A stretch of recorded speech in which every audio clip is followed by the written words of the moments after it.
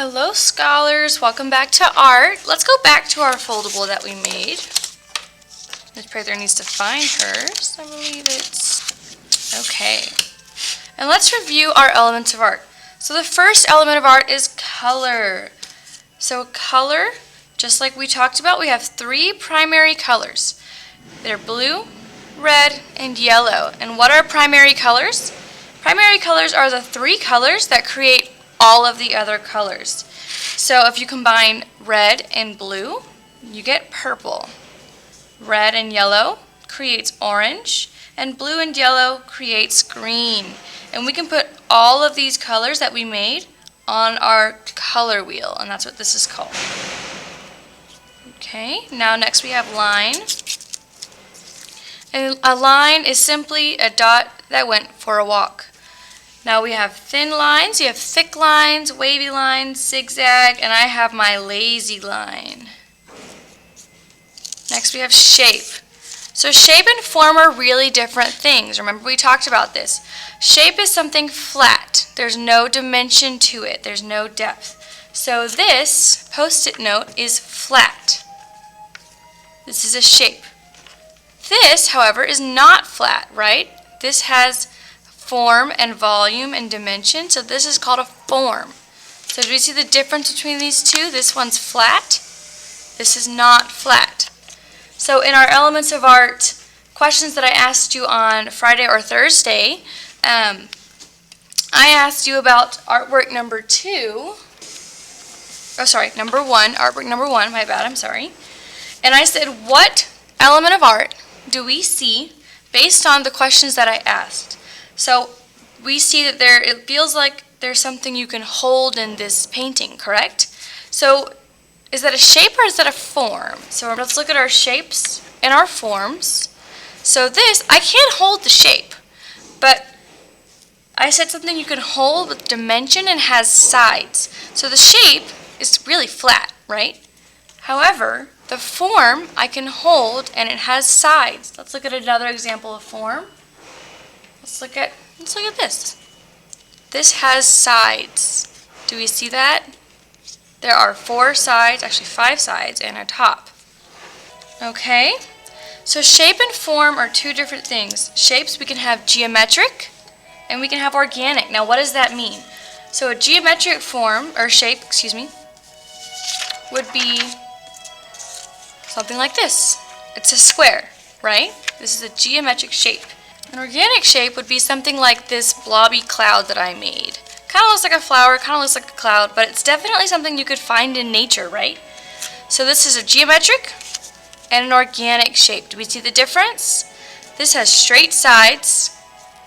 This has rounded and different kinds of sides. So there's no predictability in an organic form, or a shape, Okay, now let's move on to form. And a form has depth and dimension, right? We talked about what depth is. So there's width, which is how wide something is, and there's height, which is how tall something is, and then there's depth, which is how far back something goes. So if we look at, let's look at this tissue box. This has depth, so it's got a side, a side, a side, a side, right? But it also goes back a few inches on each side. So if you're looking at it in space, kind of from the side, it goes back in space, okay? And we can talk more about that another time, as long as we understand that there's a difference between shape and form. Shape and form are not the same thing. I know it sounds like they are, but they're not. And a good example is just this picture right here that we drew. This is a shape, and this is a form. Okay, let's move on to value. So value is the difference between light and dark. Most of you got it right on number 3. So we see from the top here it goes dark and then it gets lighter at the bottom. Do we see that? There is a lot of texture, and I saw some of you answer with that question as well. But the main focus and my main question was, what makes it look like it's going from dark to light? And if you can tell me where the light source is, that would be awesome. Does anyone know where it is? The light source is most likely directly in front of this object or a little below it. because it's lightest on the bottom and it's darkest on top. Remember we talked about light source and how it's the closer it is to the light source, the lighter it is, and the further away it is, the darker it gets. Okay, we have texture. Texture is the way the surface of something feels. So for example, let's look at this. This is some string I have. This is kind of bumpy, right? If you look at it close up, it's definitely really bumpy. Where is the... If you look at it close up, it's definitely really bumpy, and it's braided too. But braided can be kind of a version of bumpy, right? And if we look at this ruler, it's really smooth. And I saw some of you answered for your own kinds of textures that you put in here. Some of you said wet, which I understand might be how something feels. However, wet is not a texture because it's not the way something is just made on its own. So this paper can become wet, but it is originally very smooth, right? It is a smooth paper. So what we're talking about when we talk about texture is the way that something permanently feels, the surface of it, not necessarily how the state of its being. So something being wet or hot or cold is more having to do with outside effects, so things that are happening to it instead of what it already is. So if I am already, I guess, smooth as a person, I have skin, right? So I can become cold or hot or wet, but things have to happen to me for that to happen. Do we understand that? Okay, and lastly we have space. A lot of you, most of you, about a good 90% of us got this question right. Uh-oh, it's kind of hard to see it, huh? Let me just bring it closer. Okay. So space is the area in, around, above, and below something. So let's take a look at this marker on the sketchbook. So the space is around it. This is the object that is occupying this space. So a good way to think about space is to think of it as an empty jar. So there's a lot of space in here that's not filled, right? So we're going to talk about the space that's inside of something. So I'm going to put one styrofoam ball in, and now this first styrofoam ball is filling in part of that space, but it's not fully filled in, right? So let's put in another one, and another one. See what's happening to our space? It's getting smaller and smaller. Do we see that? One more. And two more. So now, the space that was originally there is a lot less. There's not as much space, and it's being occupied or filled by something else.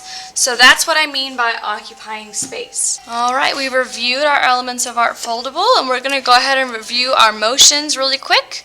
Let's go ahead and stand up and do that now. Color, line, shape, form, value, texture, and then space, space, space. Remember? Because it goes out, out, out like an echo. So that's space, space, space. Alright, good job, guys. Okay, so let's turn to the next blank page in our sketchbook. Remember, it's not a random page. It is the next available blank page, and it is not the back of a page either. So it's the front of a brand new page. And here's what I would like for us to do. If you have a marker out, or a colored pencil, or something that's just fun and colorful, on the top of your page, I want you to write shape.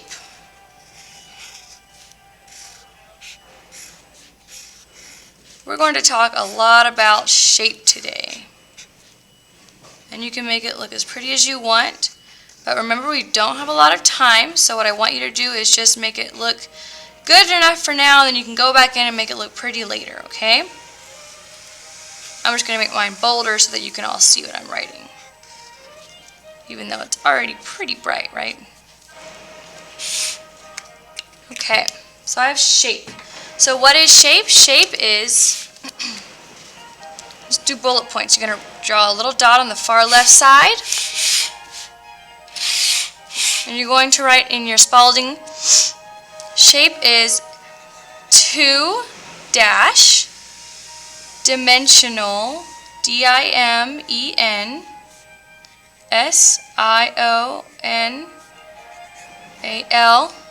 2-dimensional, and then we'll write flat below it.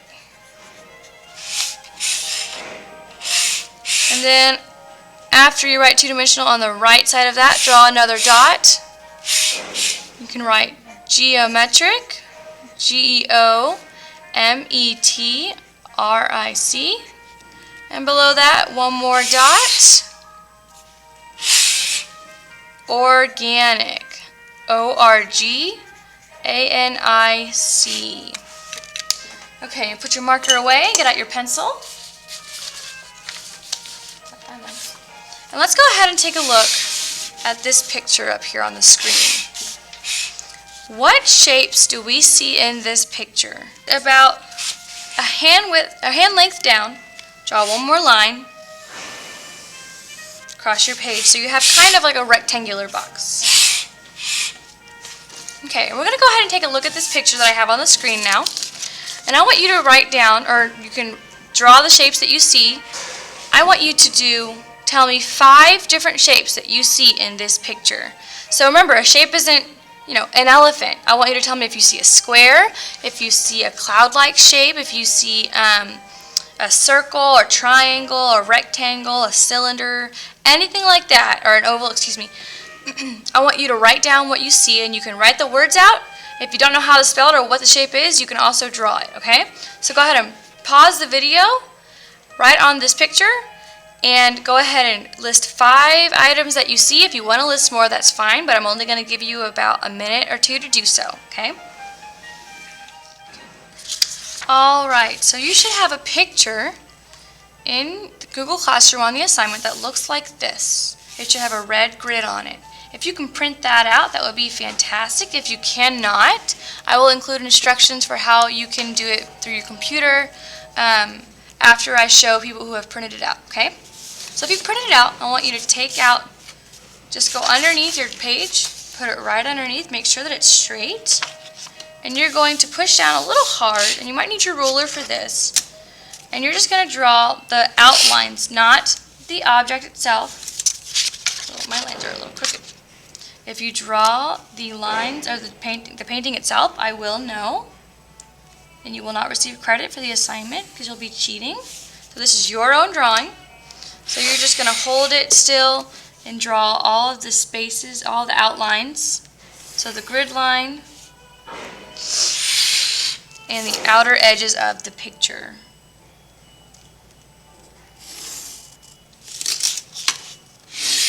So what we're going to draw today is a Byzantine mosaic of, I believe it's of a gazelle. And a gazelle is a little bit more graceful than a goat. Gazelles are really fun. Okay. And if you can't see the lines underneath, what I want you to do is take a Sharpie or a black marker and go over the lines and then put it back onto your paper so you can see it better. Okay, and now we have our grid that looks just like the grid from our picture.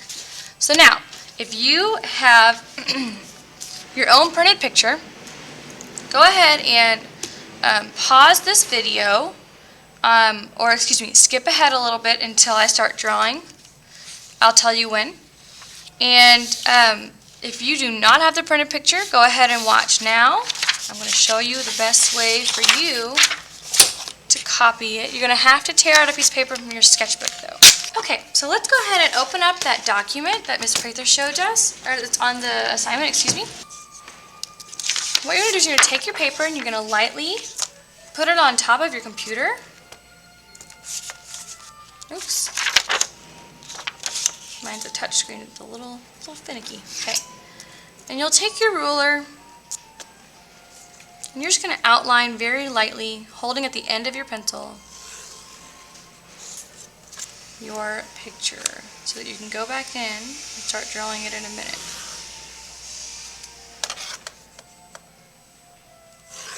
And if you don't know how to do this, that's okay.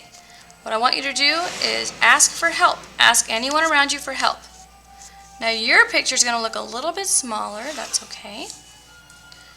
Once we're in the classroom, you'll get a chance to do this again. It'll be bigger. It'll be a lot easier for me to show you how to do it.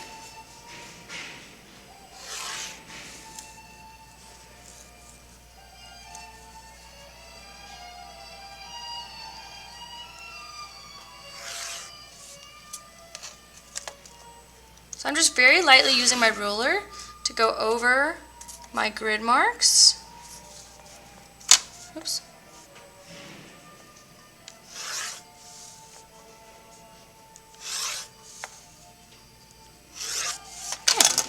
And it doesn't have to look perfect, that's okay. It's just practice. So we're back now with our original grid for our picture. So what I want us to do before we start drawing this is I want you to look at this picture and you need to tell me, what shapes do you see in this? Go ahead and write them on the side of your paper right here, right next to your grid. So I'm going to go ahead and write the shapes that I see. I'm not going to tell you what I see though. Okay, what kind of shapes did you see? You should have written them down on the side of your grid, like this. That's going to be part of your exit ticket, so you need to make sure that you've written them down and tell me what shapes you see. And I'm going to show you what shapes I found originally. So here's a picture of the shapes that I found. So I found circles, ovals, triangles, pear shape. That's an organic shape, right? And this is an organic shape too. I like to call it a seaweed shape. And I found rectangles. Okay, let's break this grid down even more. So we have individual squares that we're going to draw within, right? So whenever this shape stops, it's where I stop drawing it, and then I connect it here. But I want us to break down the grids that look a little harder. So let's go ahead and break down this grid right here. This square. Okay, on this square, we know that it's a part of the oval in the body, it's a part of the rectangle in the feet, and it has kind of triangular rounded hooves, right? So let's break it down again. So we have our triangle hoof, kind of an end of a rectangle. It's got a little circle on it.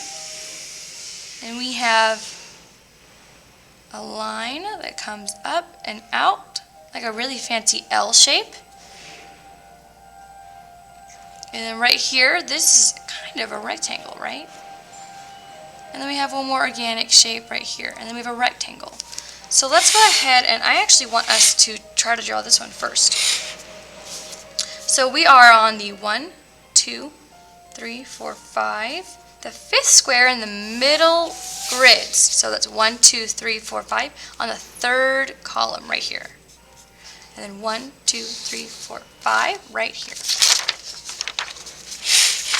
So let's go ahead and start drawing that. So we see that the bottom of his belly starts a little above halfway in our square, right? So here's halfway on all sides.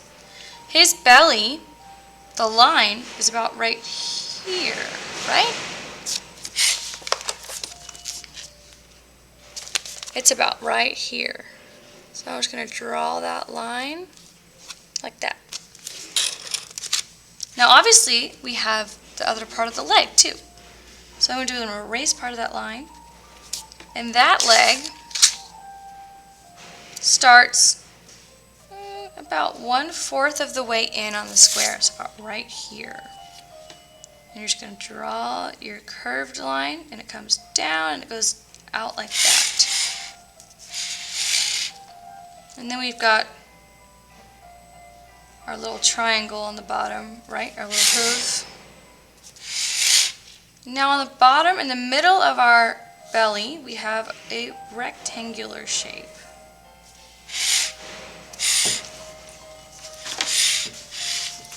And then on the side right here, right at halfway, we start to come out and then go down and out again to create another hoof.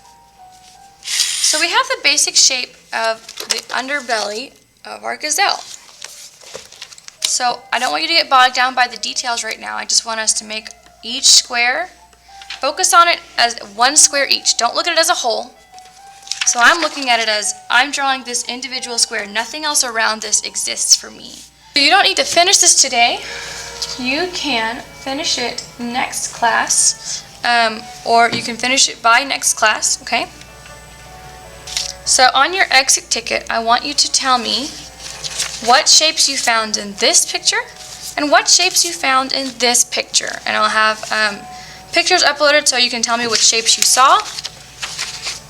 All right, that's it for today. You guys have a wonderful rest of your day. Goodbye.